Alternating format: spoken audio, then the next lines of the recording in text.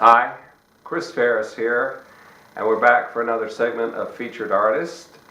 And this evening I have with me Annalise Stalls. Hi. Hello. Good to see you. I'm great. You. Well, I'm great because I have ginger and lemon tea made by you, and it's delightful. I'm glad you like it. We're going to talk with Annalise because she's going to be playing at Greensboro College in just about a week with Shana Tucker, and so we want to get her in here and find out a little bit more about her, maybe get you guys to learn a little bit more about her as well. And I wanted to start with, I did a little bit of homework on you. I won't say I crammed or studied really hard, but I did some reading, and I noticed a mention about you won an award for, it turns out, the song Turns Out, and that was for an arrangement, and that was given to you by Downbeat magazine? Yes, that's right. How did that all come about?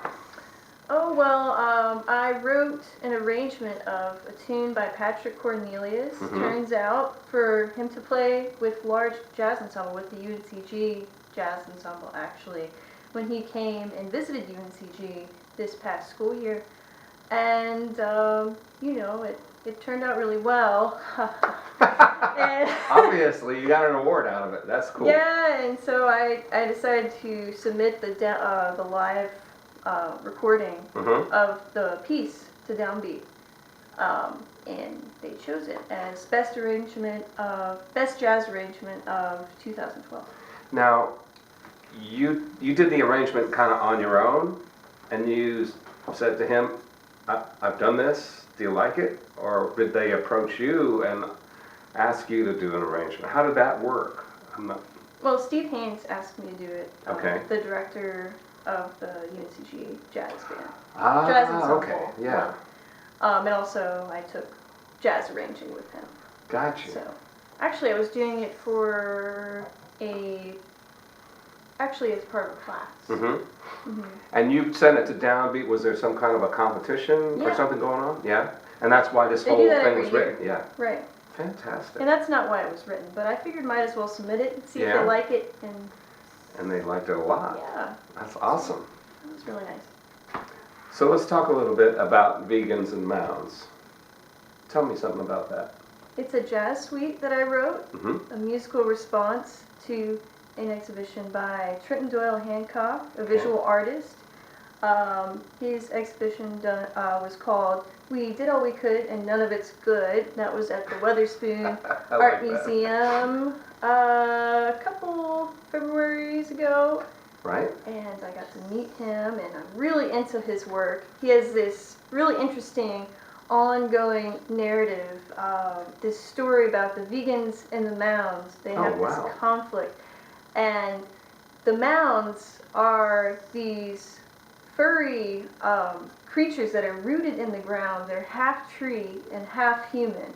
And they're constantly being attacked by the vegans, who are these bony, ossified creatures that cannot see color. And they're banished from living above ground, and they have to live in the sewer and eat tofu. I can see why you would want to write about this. Yeah, it's really interesting. I really like his artwork. So you went home after seeing this presentation, and it was already. Well, actually, I had been studying him for a few months. Okay. On the internet. Right. And working on this music, and so a couple of weeks after I met him, we did a concert. It was myself and several other members of the UNCG jazz program. Right. We all performed our pieces dedicated to Trenton Doyle Hancock's music. And so I had a lot of fun with that, just like went all out. And, you know, I wrote like a little story for each of the movements. And I just can't seem to stop working on it. Just like Trenton Doyle Hancock is with his story, like he just keeps continuing the story. And so I'm treating my jazz suite the same way. It kind of keeps morphing? Yes. Yes. Nice. Well, that leads me, I got two questions out of that. First, in regards to the music, I have a friend who is a professor at another college, and we won't mention his name. He knows who he is. And he was listening to your music, and he said, Kris, if you get a chance, ask her about minimalism. Apparently, and he heard in your music the absence of instruments more than the compiling of lots of instruments. Would you say that's kind of accurate? That's very interesting. I've never thought about that. No? I can certainly see where he heard that in the second movement, Mm-hmm. which was called Fallen Mounds. Of course, for the performance on September 27th, that movement is going to come first. I'm reordering movements. Yes. But, and that movement is definitely very sparse, and it's just, you know, a melody, Mm-hmm. and there are some chords underneath it, but at some point they disappear, and this was like my first attempt at writing a free jazz piece. Uh-huh. So just everything disappeared, and then it comes back at the end. So this is not a style per se of yours or a trademark. This is just something that happens in this piece of music. Yeah, it happened Okay. there. Yeah. I was curious. something When he I focus mentioned on. that, I thought maybe that's like a style that people shoot for, you know? I think Oh, I'm going to make this a certainly. minimalist piece. And Yeah, that definitely happens a lot. now, the other thing I wanted to ask you about was when you write, obviously you write for the saxophone, but do you write for the whole group? Do you score everything? Like, do you write the trombone part, or do you tell the percussionist what to play? I mean, is it the whole thing?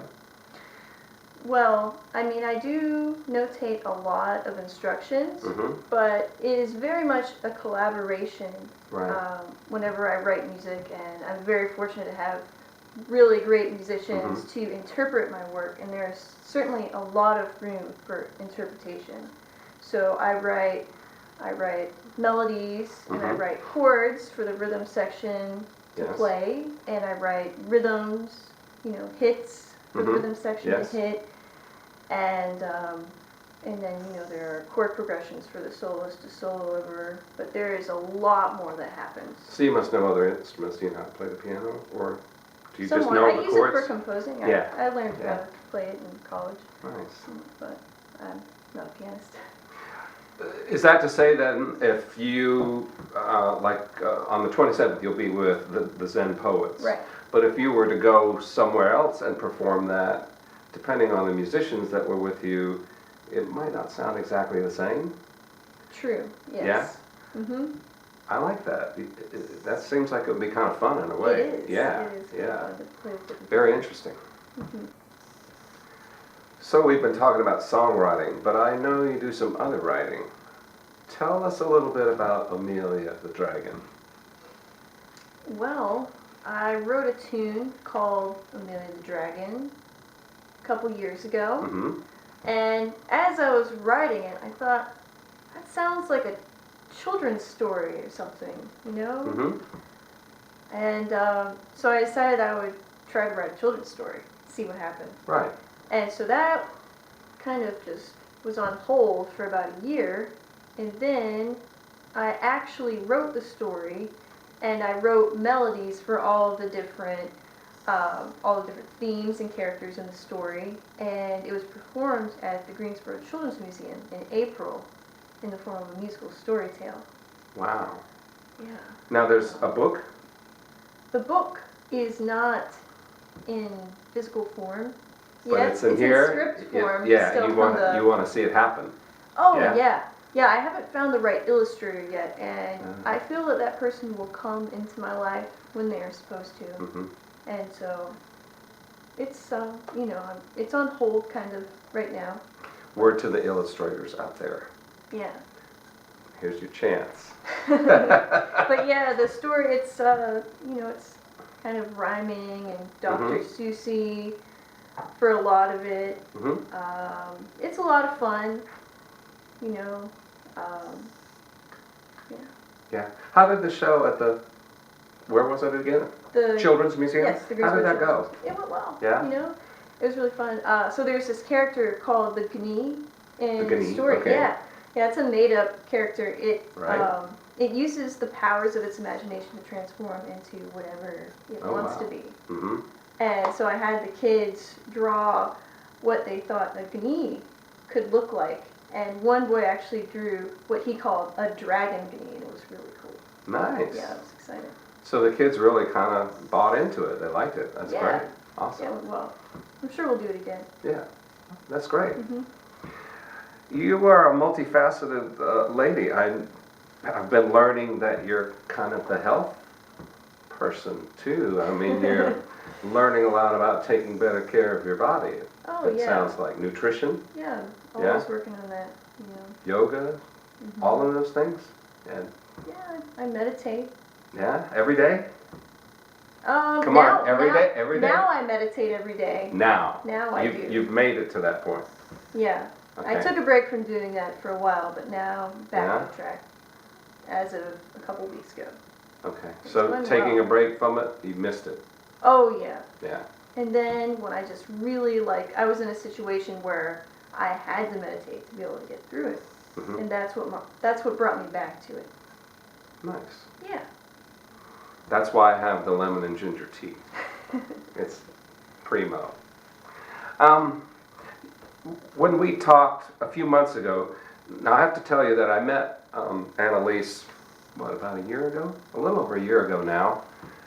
She came to the showcase and played for us, and it was fabulous. And then at that point, she was still in school. And then when I talked to you a little while ago, like right before the summer, right after you graduated, you had talked about maybe you might kind of scoot on out of here, see what was Yeah. going on elsewhere, and maybe move.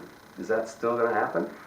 Well, it turns out I actually like Greensboro, and I'm not quite ready to Who leave. could have known, right? Yeah. So you can count on me being here for another year or two, and then I'll probably be ready Fabulous. to move to another city. Okay, well, we have her for a little while longer. We'll just have to make sure you play often enough we can all hear you. Absolutely. What do you, where's your head about the upcoming show at the Greensboro College with Shana Tucker? You looking forward to that? Oh, yeah. Yeah, I think her work is really interesting. I checked her out on the internet, and I Mhm. really like her vibe, singing and playing cello. It's jazz influenced, I can tell. And Yeah. yeah. Did you two ever get a chance to talk to each other? We Personally? we have not met in Mhm. person yet, but I'm certainly looking forward to meeting. So there's not been maybe a discussion of any kind of a little collaboration on a tune? Yeah, I'm thinking about, well, I would like for her to play cello for my new suite Right. that's going to be on the show on September 27th, but we'll just have to figure it out. Like, we might need a rehearsal, so it just depends on scheduling. Okay, yeah, that's going to be tight because I don't know that Yeah. she's going to be here that long. Right. I know she's giving a clinic that same day at the college for some of the students. On the there. 27th. Yeah, on the 27th, yes, that's right. Mhm. But it would be fabulous if you two could hook up on one number. I'd love to see that. Mhm. And speaking of collaborations, tell me a little bit about the members of the Zen Poets. Yeah, well, you'll hear from Thomas Linger on the piano, Okay. really fabulous pianist. Mm-hmm. And we have Charlton Provadas on the Right. bass, Evan Ringel on the trombone, and Daniel Faust on the drums. Now I've met Daniel. We know Daniel a little bit. He's a great guy. Oh yeah, he's a great guy, and I really love his playing. Are all these relationships you made during college, or Yes. yeah? Okay. Are they all from your college? Yes, All they're right. from UNCG. Yeah. All right. Nice. Yeah, there's a lot of great players there. Yeah. Very fortunate. Fantastic. And they all write as well, right? Or most of them do. They Yeah. write as well. Yeah, most of them do Mm-hmm. some writing. Nice. Mhm. Well, it's going to be fun that night for sure. Yeah. As a musician, I'm sure you get asked a lot, or I would find it hard not to believe that you don't get asked a lot about who maybe your bigger influences or idols are in, especially the jazz world, because that's where you tend to spend most of your time writing and performing right Sure. now. Yeah. I try not to idolize people because I don't think it's healthy, but Good for you. but some of my biggest influences, jazz-wise, I would say Louis Armstrong for Mhm. sure, Ella Fitzgerald, Billie Holiday, Steve Lacy, John Coltrane, Wayne Shorter, Ornette Coleman, John Coltrane, I already said him, but I'll say him again. Say him 'cause again. He's worth awesome. saying twice. Patrick Cornelius. Right. John Ellis, Sam Newsom. This is like a who's who of jazz right here, yeah. Yeah. And I'm really excited I get to have a lesson with him soon. Really? At UNCG. Yeah. Wow. This dude, he plays soprano saxophone only, and he accompanies himself playing on the soprano saxophone with its extended techniques. Oh, and wow. it's really interesting. Yeah. And it's happening at UNCG, and you're going to get to go back and partake of that? Or? Yeah, I'm going to have a lesson with him. Fantastic. Check out some of his clinics. Nice. Mm-hmm. So when we hear Annalise play, we can hear maybe little bits of influences from all those people? Certainly. Yeah. Wow, that's a lot. It's a big list. There are more. There are more. Yeah. Yeah, and you're right. I understand about not idolizing somebody. I think idol is just a term we get used to using. Of course, yeah. Okay, tell me a little bit about what the future looks like for you. What kind of ambitions and goals do you have for yourself? Learning French and German, starting after October 2nd. All right, just because? Or you want to be a translator, or you're going to write foreign books? Or I'm curious to know why somebody wants to learn French and German. Well, I mean, I feel like I would be cutting myself off from experiencing so much of the world, if I don't learn more languages. And also, I happen to want to go to Europe to study orchestration. I was going to ask you if maybe it was going to be fueled by wanting to travel, so that's cool. Yeah, I want to learn how to write for symphony orchestra, and I also want to get into film scoring. And so I would like to go and do some studying in Europe, maybe in a few years, after I get more comfortable with the languages. A school? You got a school out there you're already looking at, or you No, I have some time to figure that out though, so be all right. I also would like to make an album within the next year of original music, so that's very much a priority. Wow. Let's see, what else? Well, that'll keep you busy right there. Oh, yeah. Yeah. Sure. But going back to Europe and studying over there, are there better schools there, or is it just because it's Europe and it's kind of a different place and it'd be a lot of fun to be somewhere else and do that kind of stuff? Well, I don't know a lot about their schools there, but it would certainly be worth going to Europe. And I know that school is a lot more reasonably priced there. Right. So that's sense. also Yeah. an incentive. I can't imagine scoring a whole orchestra. I always wonder about that. Maybe it's what drove all of them insane eventually. That's a lot to keep in your brain. I'm telling you what. Yeah. While we've been talking, I've noticed this little thing that you're wearing right here. Tell us yeah. about that. Oh yeah, we made these in school. Who's we? The kids. Well, actually, I didn't make this. The kids made this at the Greensboro Montessori School. So my students were making these one day, and I was looking over as they were doing that. I was working on something else, and I was like, oh, I wish I was making one of these right now. They're so awesome. It's filled with dried rosemary and lavender picked from the garden at Greensboro Montessori School. And is there something behind that combination of herbs? It's very. Is it calming? It's very calming. And it smells great. And so anyway, as I said, oh, I wish I was making one of those, one of the girls heard me and made one for me. So I've been wearing it. Do you like teaching kids? Yeah, it's a lot of fun. They're just really smart little people, really interesting. Do you ever see yourself being a teacher for music for kids someday? Yeah. Yeah? Of course. Yeah, okay. Once you've learned how to score a whole orchestra and all that other stuff. Or right? maybe sooner. Maybe sooner. Yeah? Okay. Yeah. Teaching is a lot of fun. Now usually when I send out questions to my interviewees, I always leave something at the end that I don't put on the list, and I try to kind of catch them by surprise if I can. So when we were setting up, you kind of got a peek at my surprise question, but I'm still going to ask you. Okay. If you could spend a day with anybody living or dead, famous or not famous, one day with one person, who would it be? Well, that's a tough question. But I'm going to have to go with Rumi. Oh, okay. See, that one caught me by surprise a little bit. I was all ready for a musician. So you're a Or poet maybe lover too. Ornette Coleman. I don't know. Yeah, okay. Or Rachel. But you can only have John one. Coltrane. So Okay. Rumi's it. You've already committed Yeah. yourself. Uh-huh. Cool. Nice. Yeah. So you're a poetry lover. Yeah, I really dig poetry. I read some every morning when I get up. That's how I start my day. Yeah? Actually, there is one poem by Rumi that I've been really inspired by lately. I think I can remember it.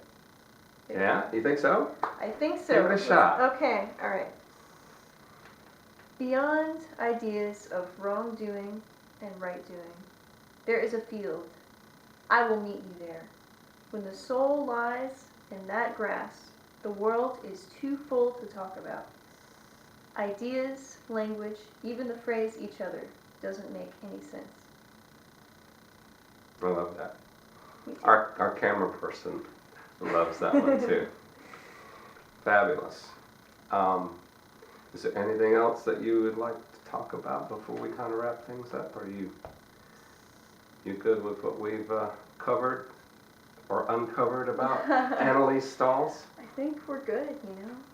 Yeah. Really looking forward to the 27th. Yep.